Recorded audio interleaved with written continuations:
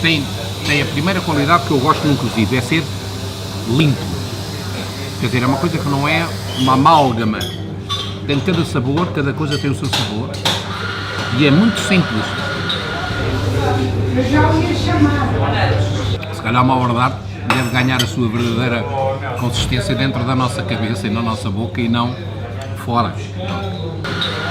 Como diz o nosso amigo, o Jorge Molas, é tudo cozido, não faz mal.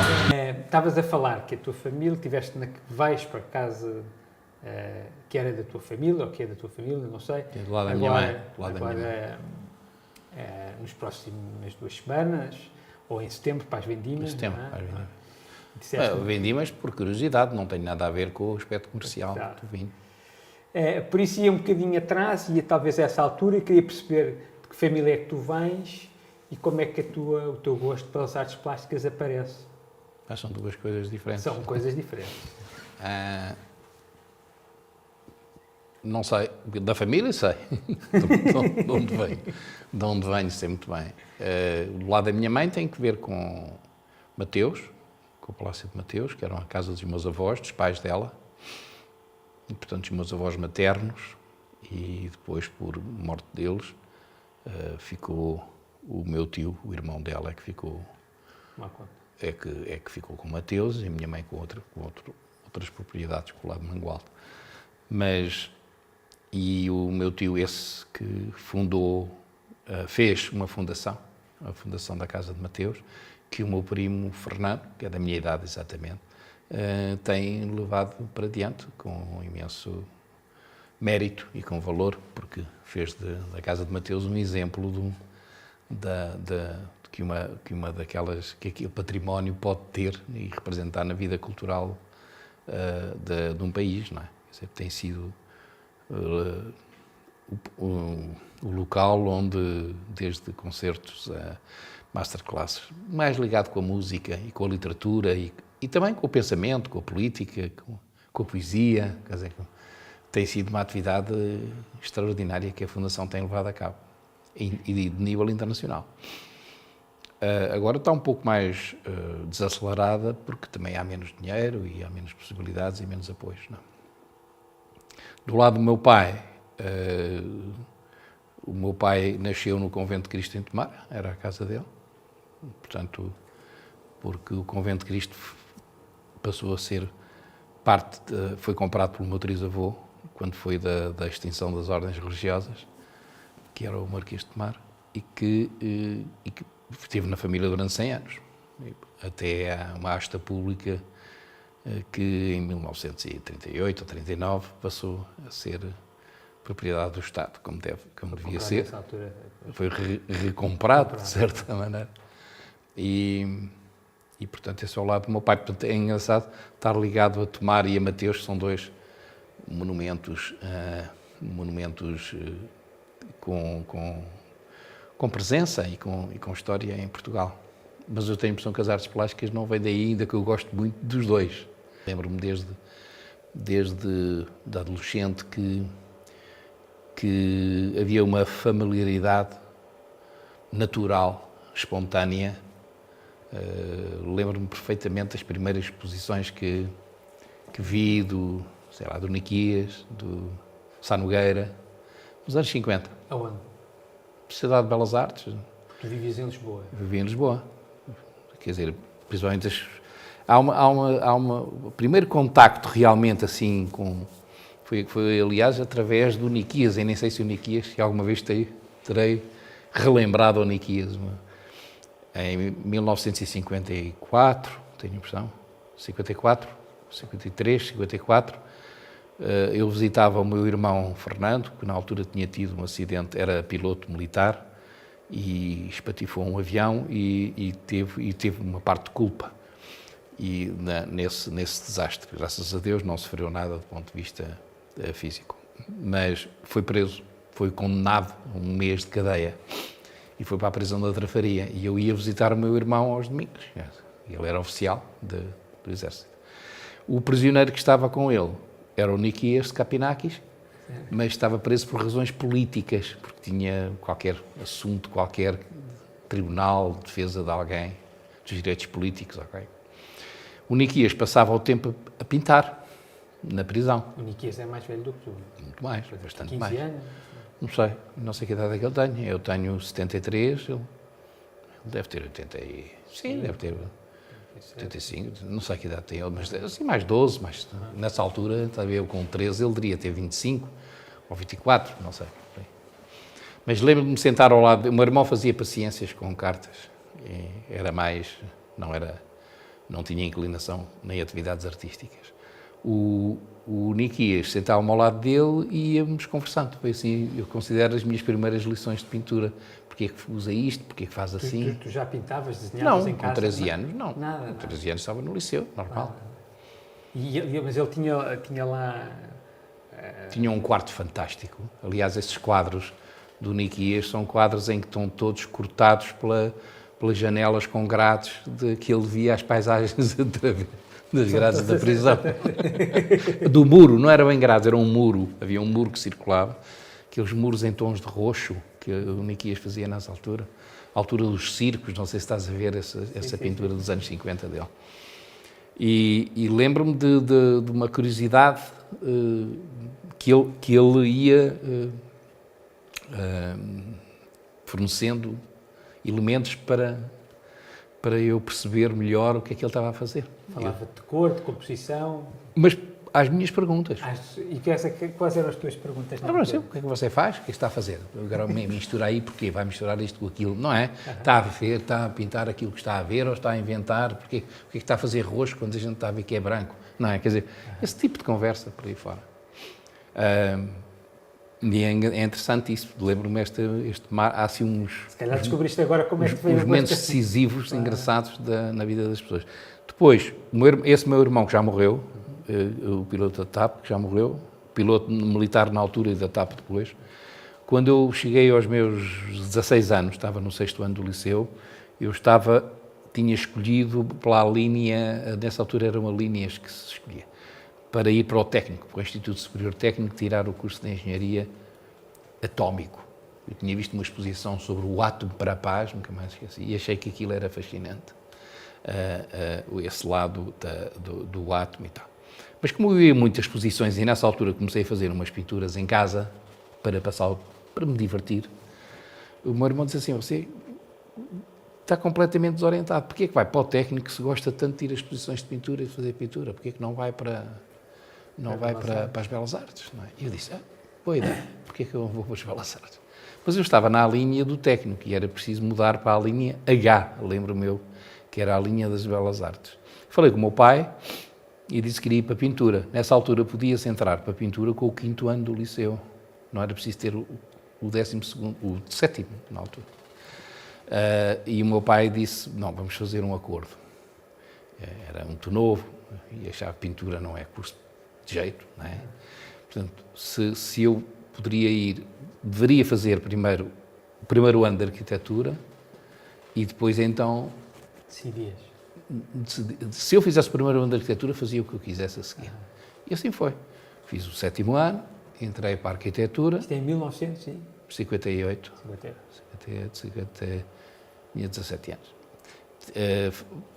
Fui para a arquitetura, fiz o primeiro ano de arquitetura e é engraçado que nesse ano, quando eu mudo para a pintura, toda a gente considerou, amigos do meu irmão arquiteto, meu irmão Bartolomeu e tudo isso, que era ir de cavalo para burro. Porque a sair da arquitetura para a pintura, francamente, a arquitetura é um curso nobre, não é? Pintura é uma coisa assim, fraca. Mudámos 5 alunos de arquitetura mudaram para a pintura nesse ano. De arquitetura para a pintura. O Rafael Calado, o Eduardo Neri, Valdemar Doré, eu e o Jorge Martins. O Jorge Martins... Todos mudámos de arquitetura para a pintura. Eram tudo a mudar de cavalo para burro. Quer dizer, foi um ano em que houve ali um lote que entrou para a pintura. E assim foi. E assim fiz o curso de pintura, não é? Como é que aparece então o arco, que é mais ou menos nessa altura? Espera aí, isso é mais tarde. Então, o arco mas ainda é antes do 25 de Abril, não é? Sim, sim. Claro. Não, espera aí. Então, para chegar ao arco, vamos dar mais uma voltinha claro aqui. Que é assim, eu comecei a ensinar, estava há bocado a dizer isso, nestas coisas alternativas. E a alturas tantas surge, através do Manuel Lapa, o convite para participar numa coisa que ia abrir de novo em Lisboa, chamada o IAD, em 69. E eu aceitava tudo o que viesse à rede, era peixe, como se costuma dizer, desde que fosse nas áreas.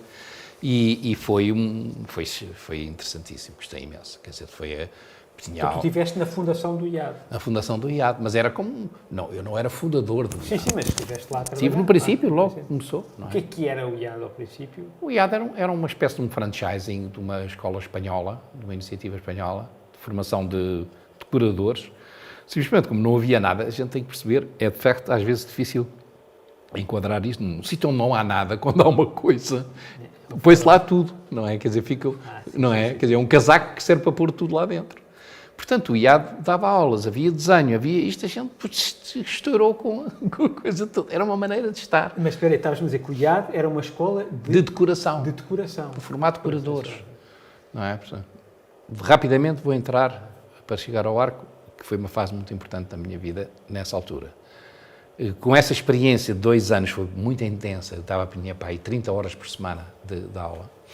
E foi, de facto, assim, bastante aprendia bastante, a gente pensava nisso, estava sempre a pensar nisso, li imensas coisas, gostava imenso, era muito entusiasta das aulas, sei lá, desde o ensino de cor até programas de perspectivas, geometria simbólica, tanta coisa. Vejo um dia um anúncio num jornal, cá está outra coisa assim que não estava programada e que se teve que aproveitar, de bolsas para os Estados Unidos, dadas pelo Instituto Internacional de Educação e com o apoio da Fundação Gulbenkian. E eu disse, vi lá, idade limite, 35 anos. Eu tinha 30. Disse, espera aí, já não tenho muitas oportunidades. E os meus amigos tinham ido para fora. Eu nunca tive essa ideia ou de ir embora, ou de não fazer a tropa, ou de estudar para fora, nunca tive. Achei que o meu lugar era mais... não achei nada. Ia viver mesmo. Mas não, e depois comecei a ter... Eu tinha 3 filhos, quer dizer... mas foi muito divertido. Fazia cinema, fazia isto, fazia...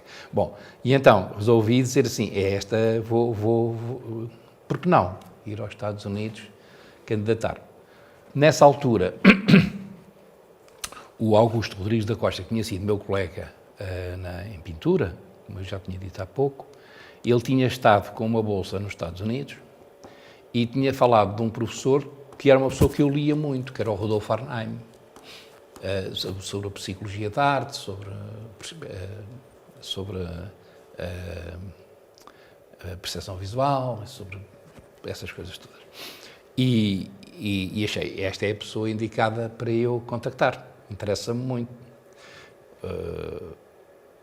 Porque eu pus-me na minha cabeça que tinha que apresentar um tema para a Bolsa, e o meu tema foi, e estava bastante interessado nisso, e ainda estou, que era o que é que se ensina numa escola de arte. Quer dizer, quando um aluno sai do liceu com 17 anos e chega a uma escola de arte superior, o que é que se lhe ensina? Há uma gramática para ensinar, deve-se começar a desenhar a carvão, deve-se desenhar à vista, só a imaginação, experimentar tudo para depois fazer alguma coisa, o que fosse. E resolvi escrever ao Rudolf Arnheim, dizendo, estou candidato a uma bolsa, gostava muito que você fosse o meu tutor.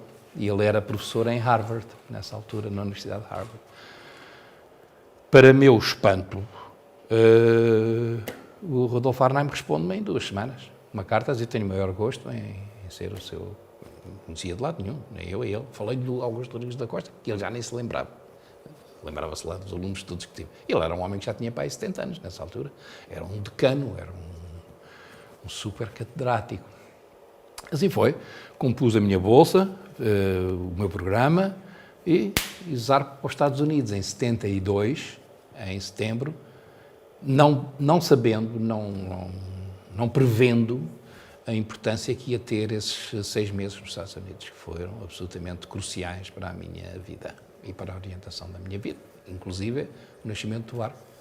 E então é que aí, em 72, se pôs o problema, mas assim, porque não então fazer uma coisa que tivesse as suas próprias regras e tivesse... E aí conseguiu-se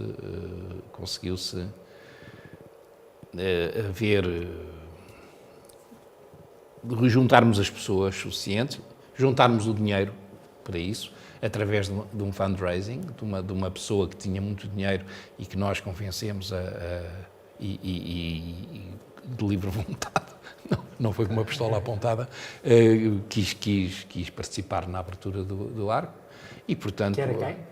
Era a Lucinda Godinho, que era uma PDG de uma firma de construção civil. E estás a ver, as primeiras reuniões para fazer o arco foi para aí em abril de 72, ou março, abril, e entre a autorização do Ministério, encontrar a casa, fazer obras, fazer programas e abrir, demorou 9 meses. Em fevereiro, no dia 19 de fevereiro de 1973, o arco abriu. 19 de fevereiro de 1973. Quem era a equipa? Eras tu e mais quem? Uma equipe, era um bocadinho móvel. Era eu, a Graça, o Eduardo Trigo de Sousa, o Eduardo Neri, várias pessoas, o Fernando Varanda, pessoas uns que depois saíram, outros entraram, foi-se renovando a equipe. Mas era muito sobre os nossos ombros que estava meus, da Graça. E tu eras o diretor logo no Sim, início? por definição. Não era preciso... Aliás, o arco nasce como uma sociedade anónima, porque na altura não havia... Se fosse uma associação cultural como nós fomos em 75, havia um controle da PIDE muito grande sobre os corpos gerentes das associações culturais e não teriam autorizado. Portanto, sendo sociedade anónima, passava entre os pingos da chuva, digamos assim, e não era preciso ser vigiada politicamente. E se tivesses que dividir em fases a altura que estiveste lá, porque o arco foi uma escola que evoluiu brutalmente, não é? Sim. Como é que tu dividias em 2 fases, em 3 fases, até tu saíres? Há uma fase muito marcada que é, digamos, que eu considero que é o arranque de 1973 até, digamos, 83, por aí. Quer dizer, estes primeiros 10 anos que apanhou em cheio a Revolução, que apanhou isso tudo. O arco era, digamos, um centro cultural, aquele célebre cartaz que digo célebre para mim, se calhar para outras pessoas não é, mas é um cartaz do Robin Fjord, esse magnífico gráfico, que é a Porta do Arco, o número 18 da Rua de Santiago, e só com uma palavra assim escrita, aberto. Aberto. O arco albergava este mundo e o outro, quer dizer, nesses anos, não é? Era um albergue espanhol, quer dizer, não havia dinheiro, ninguém pagava a ninguém, e toda a gente pagava em géneros. Portanto, abrigou-se o... De que é que vocês viviam? Ninguém pagava a ninguém e esse vivendo. Os ordenados? Os ordenados, às vezes não se pagava. Às vezes pagava, havia sempre as propinas dos alunos. E começou a haver apoios, subsídios que a gente pedia daqui e lá. Claro. Comecei a pensar em sair do arco, pensei pensava muitas vezes... Porquê é que pensaste em sair do arco?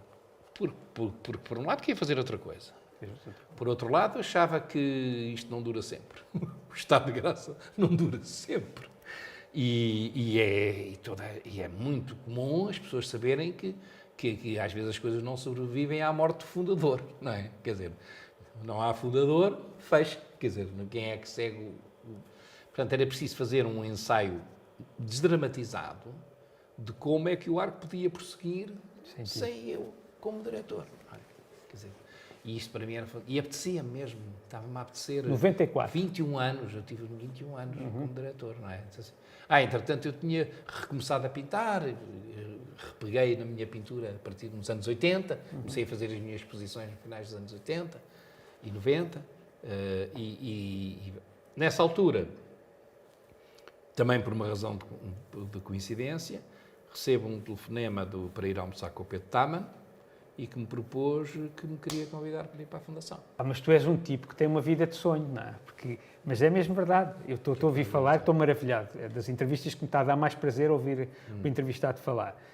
Tu tu surfaste a onda como ninguém. Tu sais de uma onda e entras na outra onda linda, porque depois vais para a Gulbenkian, nós não vamos ter a oportunidade de falar muito sobre a Gulbenkian, e és outra vez completamente determinante na ajuda de uma data de tipos que se tornaram... Calhou na Gulbenkian numa época também muito fértil da Fundação e uma época final. Não vais dizer agora que, quer dizer, como sabes... Não vou dizer que é só sorte, não vou dizer que é só sorte. O Serviço de Belas Artes acaba quando eu saio. Portanto, a Gulbenkian tinha pensado em reestruturar-se, acabando com o Serviço de Belas Artes, não é? Mas tudo de uma maneira super tranquila. Epá, não sei o quê, tu estás sempre nos sítios, nos últimos 30, 40 anos da história da arte contemporânea em Portugal, tu estás em 2 sítios que são completamente determinantes para o apoio, primeiro em termos pedagógicos, não é? Saindo de artistas como o Francisco Tropa, o Jorge Queiroz, a Luísa Cunha, brutal, não é? E depois vais para a Gulbenkian e continuas o teu trabalho e apoias até a minha filha que está ali atrás. Não sei se quando foi apoiada tu ainda lá estavas ou não, mas calculo que se calhar acho que sim, portanto, e que bem merece. Mas apoias, nem é apoiar, permites que a arte continue super viva em Portugal. E depois sais de uma forma completamente tranquila e aquilo acaba. Parece que as coisas nascem quando tu entras, e de certa maneira não quer dizer que morrem, não quer dizer... Não, também não estou a dizer isto. Mas ganham colorações mais cinzentas. Houve uma oportunidade, eu sinto que vivi uma oportunidade muito feliz, quer dizer, quer no Arco, quer na Fundação. Ou seja, estavam reunidas uma série de coisas, ou foi-me dado ler essa realidade quer dizer, eu só tenho a agradecer, por exemplo, no caso da Fundação, à confiança, por exemplo, que a administração teve em mim. Não é? Quer dizer, por exemplo, não há o caso do Arco, porque no Arco não havia administração acima de mim. Não é? Quer dizer, portanto, aí foi a confiança das pessoas com que trabalhavam comigo. Não é? Que era o Vilar. Isso era na Fundação. Na Fundação, tu falaste da Fundação? Sim. Não estavas a falar primeiro foi o Pedro Taman, antes sim, do ainda depois entrou o Vilar e foi igual, fantástica a relação com o Vilar. E depois foi toda a embalagem, foram 17 anos, não é? Quer dizer, e eu senti-me sempre respeitado e senti que aquilo que estava a fazer estava de acordo com aquilo que a Gulbenkian queria fazer, não é? Uma coisa que a gente, quando é mais novo, dizem, é uma frase um bocado irritante, em que se diz assim, vais ter muitas oportunidades na vida. Não há muitas oportunidades na vida, há muito poucas oportunidades. E aquilo como passa, o melhor é agarrá-la. Quer dizer, porque senão não volta outra vez. A coisa não volta outra vez. Portanto, era preciso agarrar as coisas naquele momento, não é? E senti, ou por formação. Eu dou sempre razão e vou buscar sempre este sentido de casualidade à experiência que eu tive de formação, em termos de trabalhar... Não é a formação académica, a minha formação académica é uma miséria, quer dizer, o curso de pintura da Escola de Belas Artes de Lisboa é uma coisa, na altura, inenarrável, quer dizer, era uma coisa...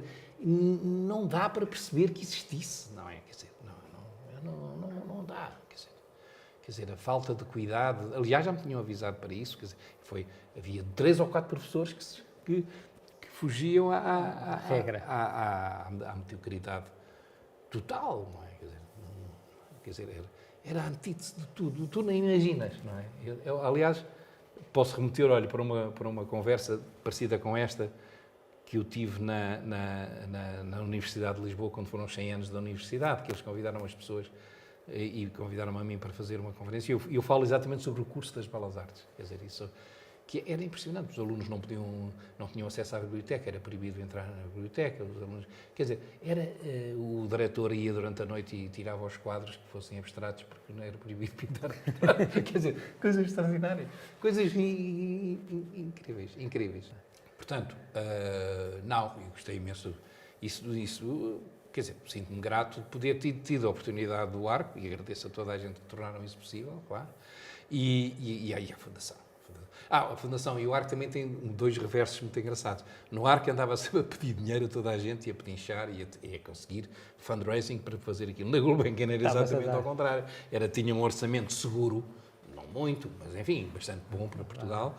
E podia, e tinha a certeza que aquele orçamento existia. E é que era para dar, E era para que era para dar, para distribuir. Esse é um princípio que foi muito interessante. Outro era que, rapidamente, desde o princípio do arco, isto se impôs. Não há arte, não há desenvolvimento artístico, não há ambiente artístico que valha a pena sem artistas. Portanto, é nos artistas que é preciso investir. É nas pessoas, é nos artistas. As instituições são trampolins para as pessoas, não são o fim. Claro. Portanto, as pessoas. Portanto, nesse sentido, fazendo confiança nas pessoas, claro. Portanto, e eu acho que fiquei muito... Quer dizer, tenho coisas de ter ficado muito grato, tenham acontecido, não é? Nas trocas internacionais, nessas coisas todas, por aí fora. E portanto, fiquei contente que isso tenha sido. E acho que sim, eu tenho confiança que, quer no Arco, quer na Fundação, novas... a gente também vê ao longo eu vi ao longo da minha vida que era muito difícil prever o futuro. É muito difícil prever o futuro. A gente lança uma coisa e depois tem que estar com atenção ao seu desenvolvimento, mas podem surgir imensas aberturas e oportunidades que do momento não se vêem. E que tu nunca, eu tenho a e que tu certeza nunca te perdeste a oportunidade